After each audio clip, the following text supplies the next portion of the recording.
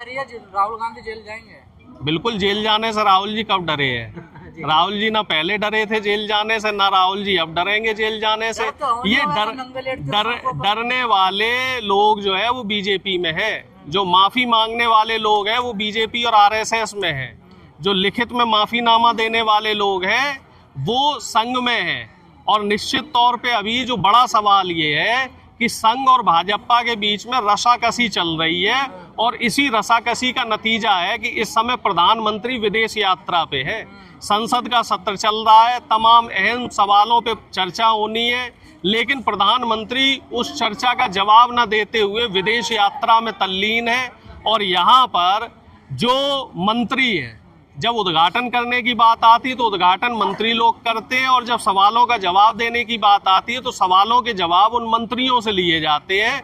प्रधानमंत्री जी अभी तक अपनी जवाबदेही तय नहीं कर पाए हैं, तो ये अपने आप में एक बड़ा सवाल है। राहुल गांधी का बयान आया, इतना बड़ा ओबीसी सम्मेलन आप कर रहे हैं, लेकिन राहुल गांधी कह रहे हैं कि ओबीसी के लिए हमने 17 साल में कुछ किया ही नहीं। अनदेखी की हमने लगातार। देखिए, ये भी अपने आप में बहुत बड़ी बात है कि हमारे नेता इस बात को मान रहे हैं कि आबादी के हिसाब से जो अधिकार पिछड़ी जातियों को मिलना चाहिए था, निश्चित तौर पे वो अधिकार उनको नहीं मिल पाया। लेकिन अब जो राहुल जी ने मुहिम चलाई है जातीय जनगणना को लेकर, और जितनी जिसकी संख्या है उतनी उसकी हिस्सेदारी को लेकर, और उसी मुहिम के तहत आज यहाँ दिल्ली में इतना बड़ा प्रोग्राम हो रहा है जहाँ हजारों की संख्या में पूरे देश भर से लोग आए हैं।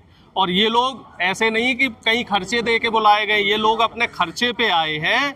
और इस मुहिम का परिणाम, क्योंकि दिल्ली से पूरे देश में संदेश जाता है, निश्चित रूप से अब हम लोग पार्टी के भीतर भी, अभी तक तो ये था कि हम पार्टी के बाहर हम बीजेपी से ये कह रहे थे कि हमें हमारा जो मौलिक अधिकार है वो दो, जातीय जनगणना करवाओ, इसके बाद जो ओबीसी आरक्षण है उसकी कैप हटाओ, इसके साथ ही जो प्राइवेट इंस्टीट्यूशंस है, निजी संस्थान है, उन निजी संस्थानों में हम रिजर्वेशन की बात कर रहे थे। लेकिन अब आज राहुल जी अब ये कह रहे हैं कि पहले हम पार्टी के अंदर भी जो व्यवस्थाएं बिगड़ रही हैं उन व्यवस्थाओं को हमें पार्टी के अंदर भी ठीक करना है, क्योंकि जब तक बीमारी, घर की बीमारी हम ठीक नहीं कर पाएंगे तब तक बाहर की बीमारी हम कैसे ठीक करेंगे।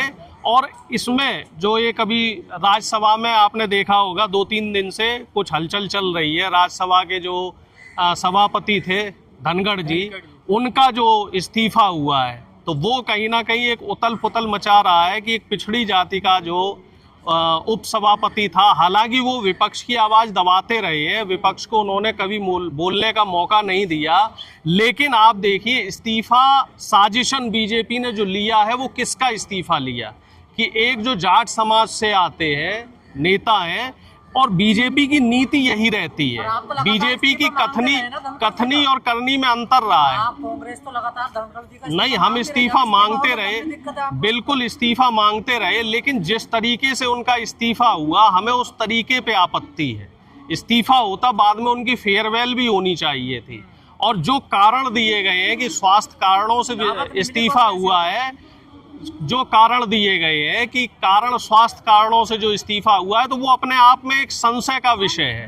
भाई दावत हमें नहीं चाहिए, कम से कम जो बुजुर्ग आदमी थे उनको तो दावत मिल जाती, उनको तो ससम्मान विदा किया जाता, और ये एक संसद की नहीं पूरे देश में परंपरा है। धनखड़ जी आपकी आवाज दबाते रहे हमेशा। देखिए ऐसा है, वो एक अलग प्रश्न है। देखिए, जब सत्ता पक्ष हमारी आवाज दबाएगा तो हम उसके लिए मुखर होकर सरकार से सवाल करेंगे, लेकिन जिस तरीके से उनकी आवाज दबा दी गई है तो वो अपने आप में एक बहुत बड़ा सवालिया निशान लेके आ रहा है कि बीजेपी नहीं, प्यार नहीं आ रहा, हमें किसी से प्यार नहीं आ रहा।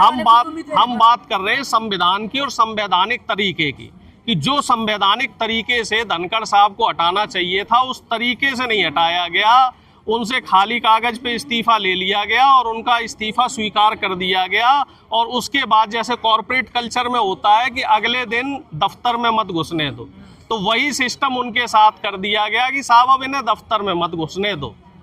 तो ये जो मोनोपोली बीजेपी चला रही है, ये जो लोकतंत्र का चीरहरण बीजेपी द्वारा हो रहा है, और खास तौर से ये किनके साथ हो रहा है, आउटसाइड दी पार्टी भी दलित पिछड़ों के साथ और इनसाइड दी पार्टी भी दलित पिछड़ों के साथ। जो बहुसंख्यक आबादी है हमारे देश की, उस आबादी की अनदेखी बीजेपी द्वारा हो रही है। और आए दिन आप देखिए बहुत सारे केसेस आपको, बहुत सारी घटनाएं आपको ऐसी मिल जाएंगी जहां पे बीजेपी अपने अंदर जो नेता हैं, जो दलित और पिछड़े समुदाय से आते हैं, उनकी अनदेखी कर रही है, उनके साथ दोहरा व्यवहार कर रही है।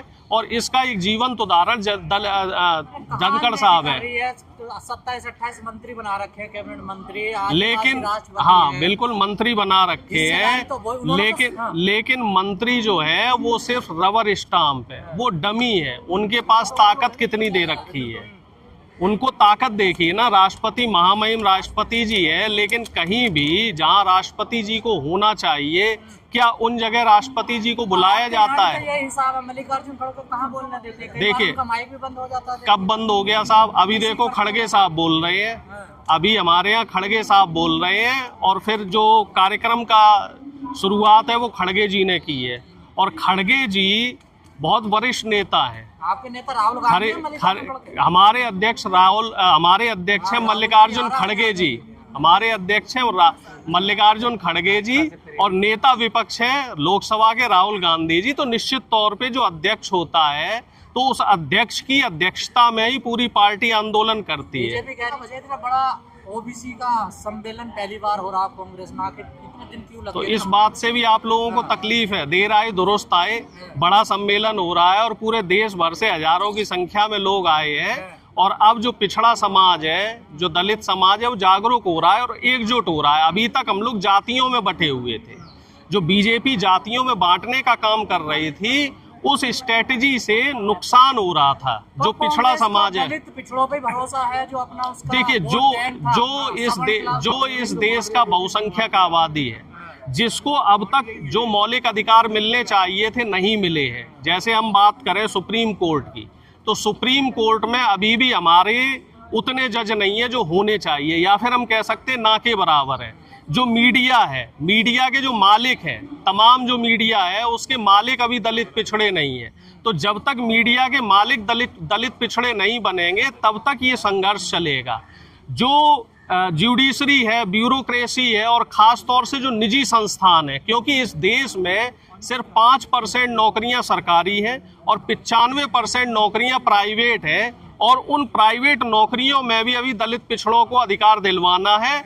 और इसीलिए धीरे धीरे ये जागरूकता कांग्रेस पार्टी द्वारा, हमारे जो पिछड़ों के नेता हैं उन नेताओं द्वारा, और जो हमारी विचारधारा है कि दलित पिछड़ों के लिए काम किया जाए, तो उसके लिए ये मूवमेंट हम लोग शुरू कर रहे हैं। ये चमची जो है, चमची तारीफ करती करती थकती नहीं, किन्हें कहते हैं ये? अब ये तो भैया आप लोग बेहतर बता सकते हैं। आप लोग मीडिया कर्मी हैं, आप लोग मीडिया के साथी हैं, तो आप लोग इस बात का जवाब ज़्यादा बेहतर दे सकते हैं। क्योंकि मीडिया के जो साथी है, तो मीडिया के साथी ज़्यादा बेहतर बता सकते हैं। कहते हैं ना कि मीडिया तो वो खबरें ढूंढ के ले आती है जो खबरें उस व्यक्ति को खुद नहीं पता होती है। तो ये लोग आप बेहतर बता पाएंगे कि राहुल जी ने किसकी तरफ इशारा किया था। बिहार में बड़ा बवाल चल रहा है, चुनाव का बायकॉट की भी बात हो रही है। देखिए बिहार में निश्चित तौर पे लोकतंत्र की हत्या की जा रही है इतने कम समय में, जिस तरीके से। अब देखिए कितने दुर्भाग्य की बात है कि लोगों को बताना पड़ेगा कि हम यहाँ के वोटर हैं या नहीं। सरकार ने अपने जिम्मेदारी से पल्ला झाड़ लिया। सरकार कुछ नहीं बताएगी कि आपको सिद्ध करना है, अब लोगों को सिद्ध करना, हमें बताना पड़ेगा कि हम वोटर हैं या नहीं है। और एक गरीब आदमी के लिए बहुत मुश्किल काम है कि वो तमाम जो प्रमाण पत्र है वो इकट्ठे कर पाए, तमाम दस्तावेज इकट्ठे कर पाए। तो निश्चित तौर पे बिहार में जो वोटों की कटौती हो रही है, उस कटौती से सीधा सीधा बीजेपी को फायदा मिलने जा रहा है।